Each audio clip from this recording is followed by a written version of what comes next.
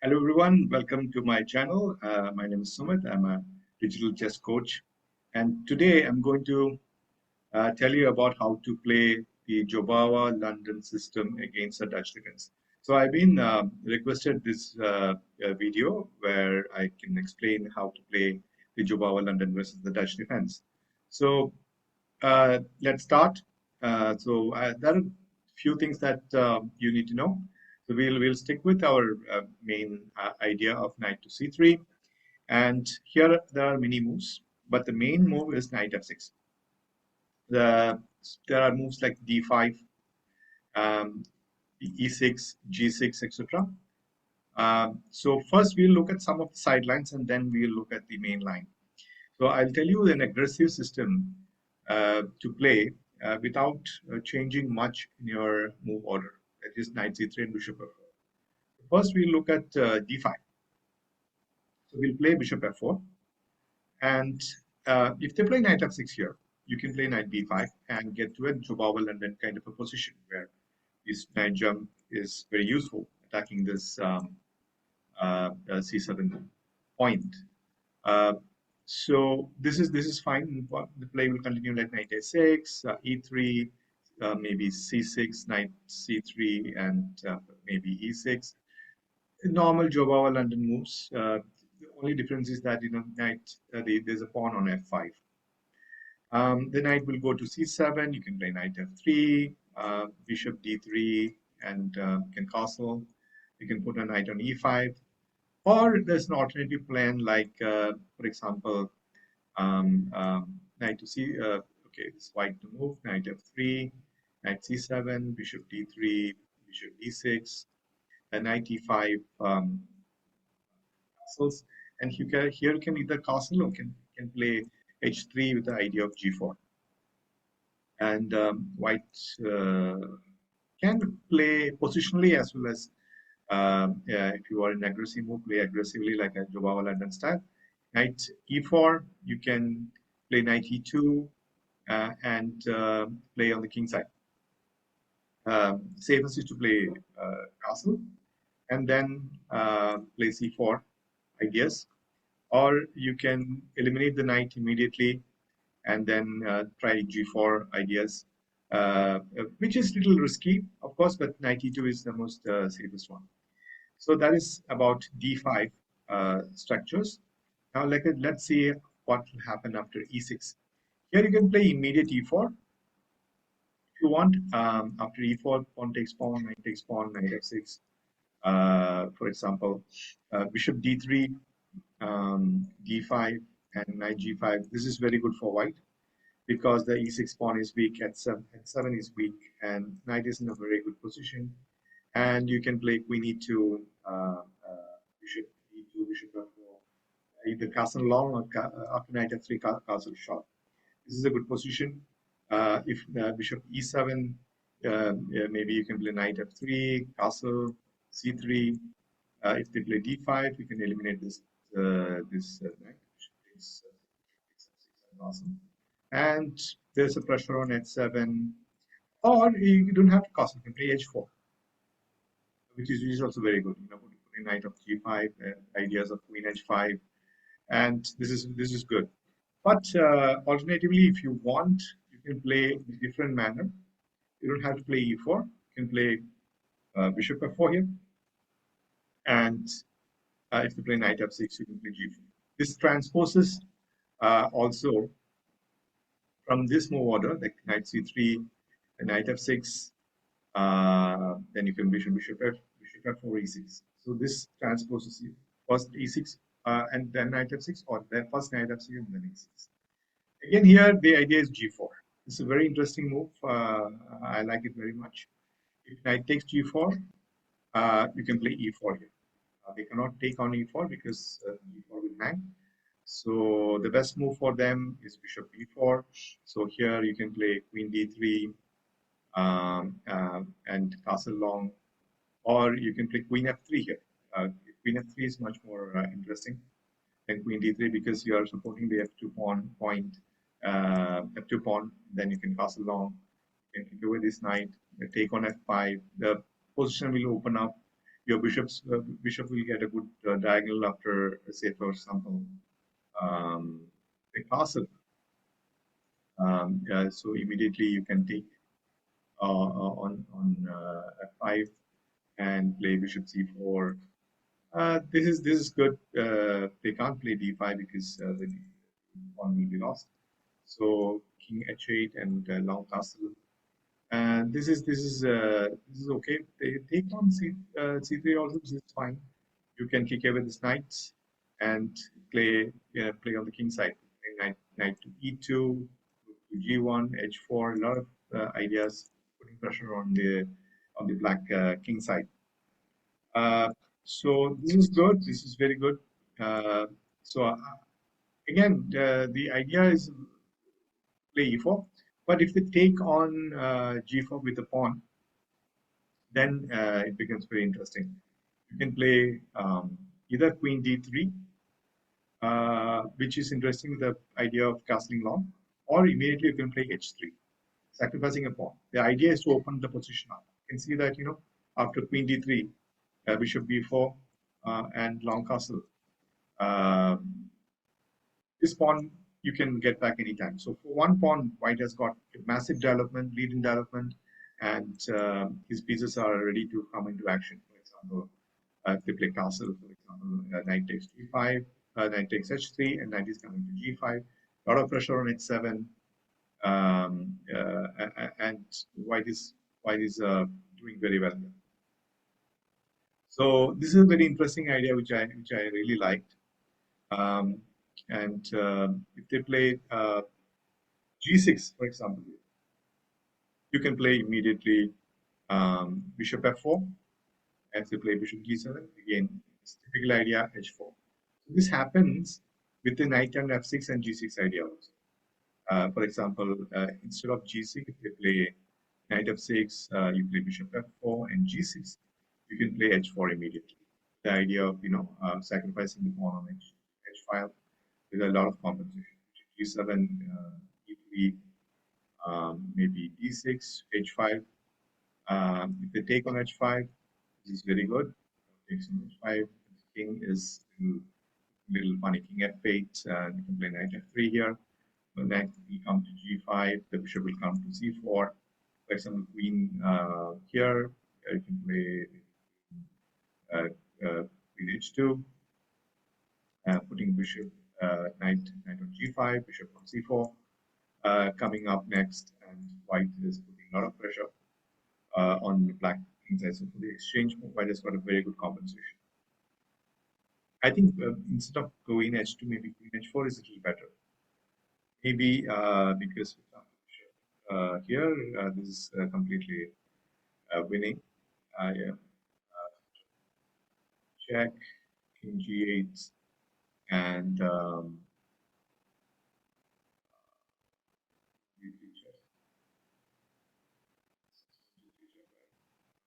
immediately win with bishop c4.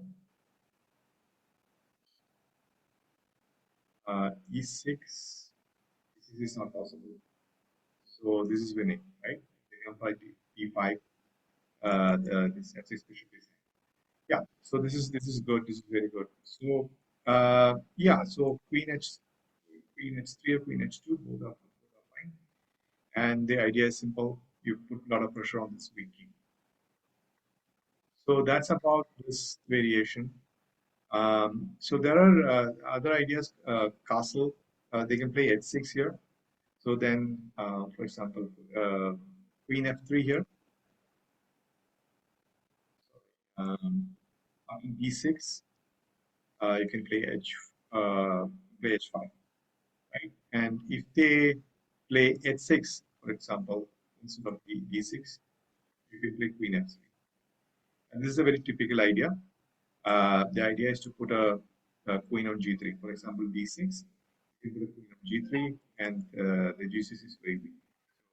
So has to move, and you can play bishop c4 if you want.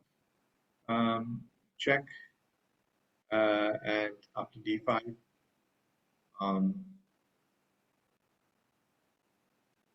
yeah. So after After bishop c4, you can play, if they play d5, you can play bishop takes c7 first, and this is very good for white. If you play e6, you can pass along, and white has got an excellent position. So yeah, so this is the theory I want to discuss with you. These are the main ideas when you play the Dutch against um, the Jobava London against the Dutch defense. Particularly knight h5, you can play queen h3 here, knight takes f4, pawn takes f4, and the king is actually very weak. You can play knight g2, knight f3, you can play g4, opening up the position h5. All these ideas are there. So that's about the theory. Now I want to show you a game, um, which which illustrates this idea, especially the G6 idea. The game was played between two Indian players, Bharat Subramaniam and Sandeepan Chanda. So let's look at the game.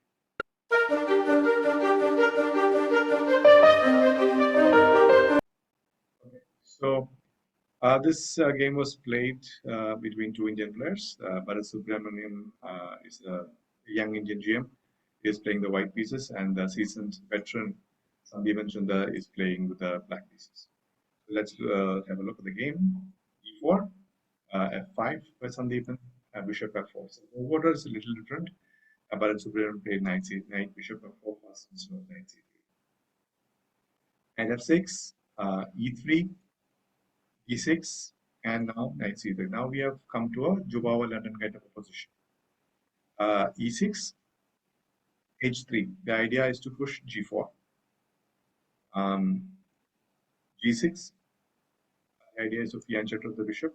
So Sandeepan Chanda is invented a system which is a fusion of the Leningrad Dutch and the classical Dutch. Sometimes he clubs the Leningrad with the Stonewall Dutch. When they play the normal Dutch defense moves like G3, C4, knight F3, the normal Dutch setup. And he has got very good results with that. And it's very interesting as well. So against the Jobava system, there's a problem. So let's look at some more moves. G4, bishop G7, and bishop C4. The old bishop comes to a very active diagonal, putting pressure on E6. Queen E7, pawn takes pawn, and pawn takes pawn. And now this bishop is very strong. Black cannot castle on the inside. Queen F3, a typical maneuver in this kind of positions. I've told you the theory section. Knight C6 and knight Ge2. This is how the knight can jump to F4. Sometimes it's good to knight G3 and putting a lot of pressure on black's king side. Knight F5. I don't particularly like this move because anyway the bishop will come back to D3. Maybe it was better to play knight F5 once white decides where to push. Bishop goes to D3. Bishop D7, trying to castle queenside. White castles and black castles, and now H4. Softening, trying to soften up the pawns on the black side. Rook AE1, Bishop G5, very good move. Pinning the queen with the pinning the knight with the queen. H6, Bishop takes F6, knight takes F6, and knight F4. An excellent move. The threat is knight D5, eliminating the bishop and putting pressure on G6. First, black has to defend the G6 pawn, Queen F7, and now white has got a significant advantage because of the misplaced piece on A5 and black's weak pawns and pieces on the king side. Queen D5 first, white eliminates the queen, forcing the elimination because the knight A5 is weak. So black is forced to eliminate the queen, cannot move it anywhere else because the knight will fall. So queen takes queen and knight takes queen. Bishop takes a small tactic, but well, black cannot save himself. This position is already lost. Rook takes h4, g5, rook takes h6, pawn takes pawn, pawn takes knight. I'm sorry, knight takes pawn, and white has got 6 pawns and black has got 5 pawns. Already, white is the pawn up. This knight is out of action, and this f5 pawn is weak.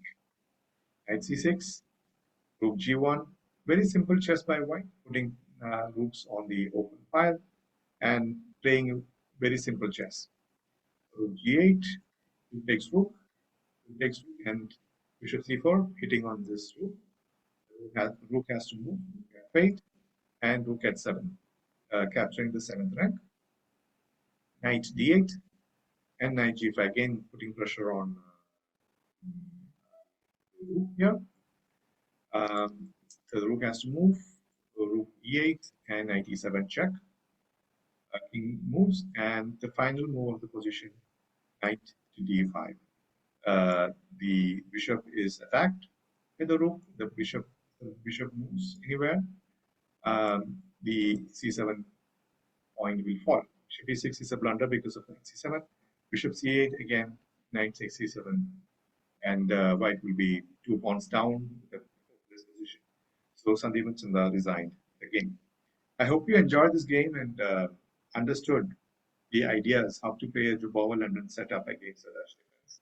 You just have to play knight c3 bishop f4, and if you encounter the g6 line, the e6 line, remember the move order. For example, knight c3. Again, I'll tell you knight f6, bishop f4. They play e6. You have to play g4, and if they play g6, you have to play h4. This is what you have to remember. And if they play d6 also, you play e6, play e3 with the idea of expanding on the queen side, or maybe h3 g4 as in the game I've shown. And if they play something like d5, again you get a position where uh, these 2 pawns is a pawn on f7 instead of f5 instead of f7, and you have a same Jobava London position, knight b5, e3, and all these Jobava moves.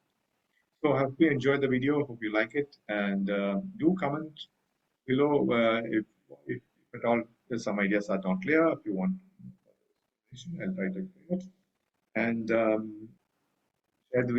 share this video with your friends. And until next time,